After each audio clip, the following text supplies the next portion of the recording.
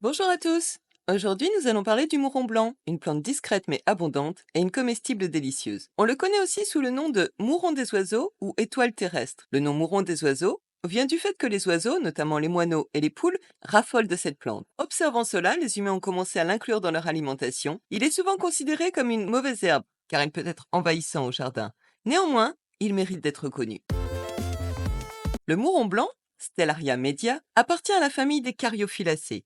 C'est une petite plante herbacée annuelle rampante qui mesure entre 5 et 30 centimètres de haut. Originaire d'Europe et d'Asie, le mouron blanc est aujourd'hui répandu dans le monde entier. C'est une plante très résistante qui pousse dans des conditions difficiles. On le trouve souvent dans des jardins, les champs et même le long des trottoirs. Il peut former un tapis dense au sol. Ses tiges sont fines, fragiles et ramifiées. Elle possède une ligne unique de poils qui court le long d'un côté de la tige. Ses feuilles sont opposées, ovales à elliptiques, avec des bords lisses. Les feuilles basales forment une rosette et les feuilles inférieures sont munies d'un petit pédoncule, tandis que les feuilles supérieures sont directement attachées à la tige. Ces fleurs sont petites, blanches, étoilées. Elles sont caractérisées par 5 pétales profondément échancrés, leur donnant l'apparence de 10 pétales.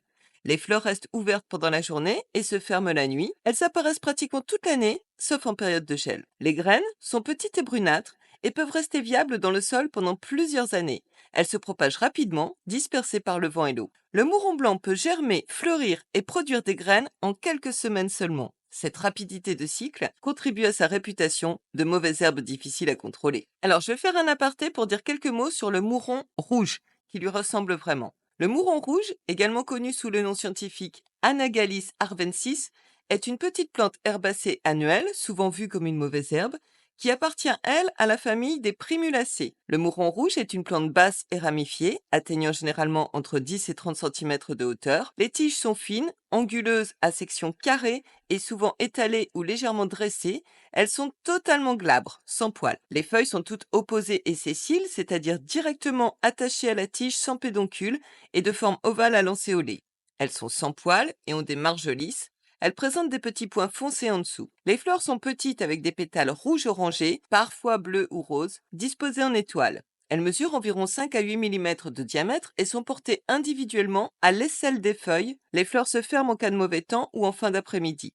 À la différence du mouron blanc, les pétales ne sont pas bifides et forment une étoile. Les graines sont petites, brunes et se trouvent à l'intérieur de petites capsules globuleuses qui s'ouvrent pour libérer les graines lorsqu'elles sont mûres. Ils poussent dans une variété d'habitats, y compris les jardins, les champs cultivés, les bords de route et les terrains vagues. Traditionnellement, le mouron rouge a été utilisé en phytothérapie pour traiter diverses affections comme les troubles respiratoires, les infections cutanées et les plaies.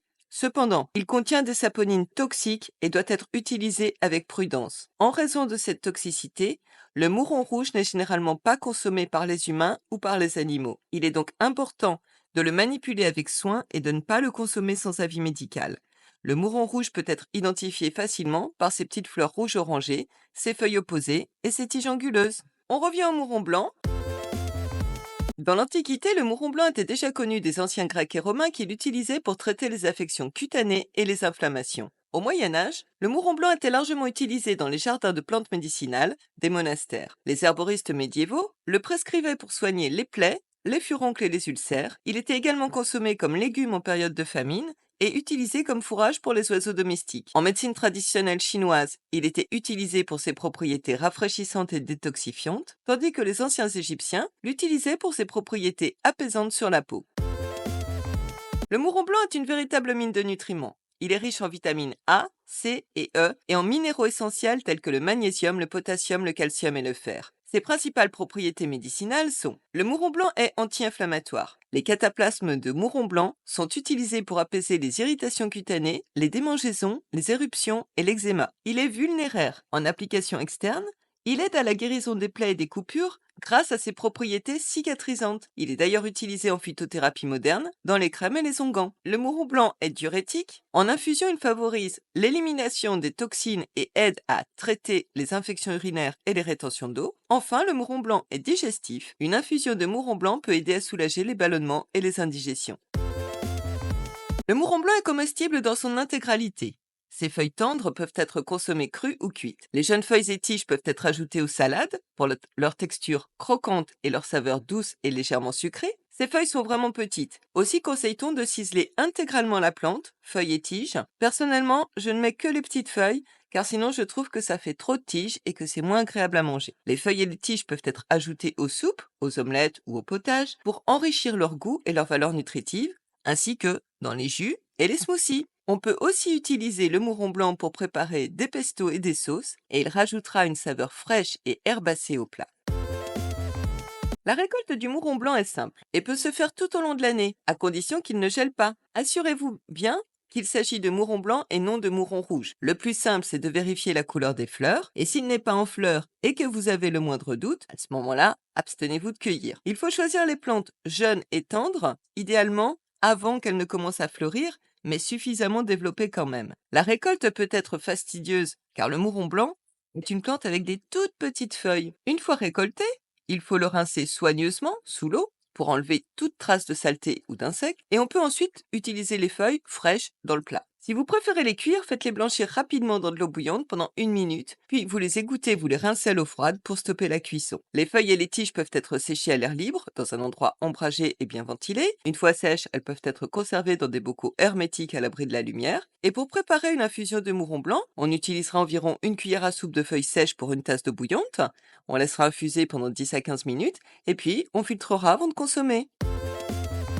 Le mouron blanc a également d'autres usages intéressants. En agriculture, il est parfois utilisé comme engrais vert pour enrichir le sol. Ses feuilles peuvent servir de fourrage pour les animaux domestiques, comme les poules, les lapins ou les canaris, en raison de sa richesse en nutriments. Au niveau écologique, le mouron blanc fournit de la nourriture et un habitat pour divers insectes pollinisateurs et d'autres animaux. Il joue ainsi un rôle important dans les écosystèmes locaux. En cosmétique, le mouron blanc est apprécié pour ses propriétés apaisantes et hydratantes. On peut l'incorporer dans des préparations maison, comme des lotions ou des masques pour le visage, pour profiter de ses bienfaits sur la peau.